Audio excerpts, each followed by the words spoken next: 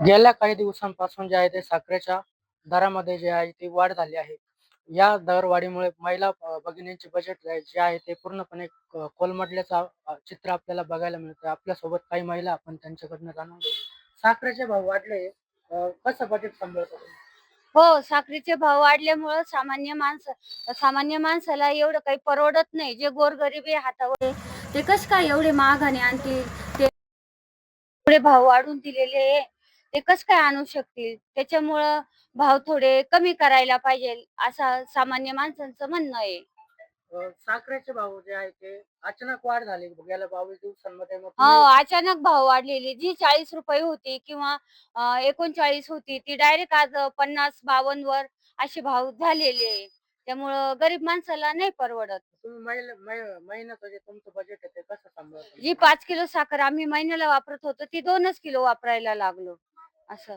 नक्कीच आपल्यासोबत आणखीन काही महिला आपण त्यांच्याकडनं जाणून घेऊ. तुम्ही कसं तुमचं बजेट सांभाळता महिन्याचं? आम्ही आता अचानकच वाढल्यामुळे आमचंवाले सगळंच विस्कटून गेलेले आहे. माणसांचे थोडी पेमेंट थोडी वाढलेत का? अचानक किराणाचा तर भाव वाढलाय. पण मग आमचे जे घरातलं माणसांना जे पेमेंट भेटतं ते पूर्णच बिघडून गेलेत ना. मग आता त्यामुळे आता महागाई तर ही कमी झालीच पाहिजे असं आमचं सर्व महिलांचं म्हणणंच आहे. सरकारकडे एवढी एकच मागणी आहे का सगळी महागाई त्यांनी कमी करावी. म्हणजे किराणा तर साखरच काय तेल सुद्धा शेंगदाणे पण सगळेच भगर आज ₹50 वर डायरेक्टली ₹200 वरती गेली. तर खावा की नाही? आणि साखरेचं जे 5 किलो साखर लागायची ती सध्या आम्ही फक्त 1 किलो 2 किलो मध्ये भागवतोय. एकीकडे सरकारकडून लाडकी बहीण योजना सुरू आहे.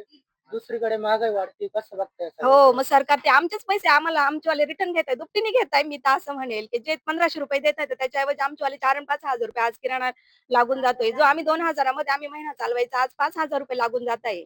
आणि नाही ना आम्हाला परवडतच नाहीये. सामान्य माणसाला नाहीच परवडत. थोडी पेमेंट थोडी वाढून दिलंय का? आता कंपनीवाल्यांनी नाही दिलेले आहेत, जे आता आमच्यावाले जे गाड्या-घोड्या आहेत त्याच्यामध्ये काही आम्हाला एक्स्ट्रा भेटतंय असं काहीच नाही होते ना. आणि दुसरीकडे पेट्रोल डिझेलचे भाव देखील वाढताय, भाजीपाल्याचे भाव वाढताय.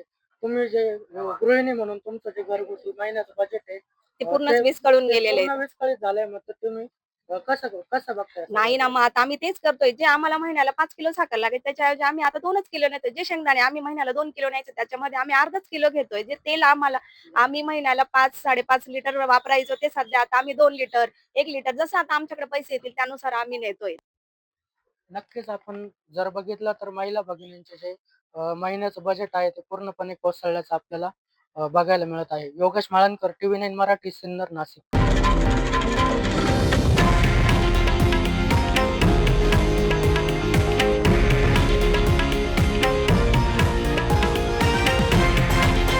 हे आहे देशातील नंबर 1 न्यूज नेटवर्क आणि आपण पाहत आहात TV9 मराठी, एकमेव.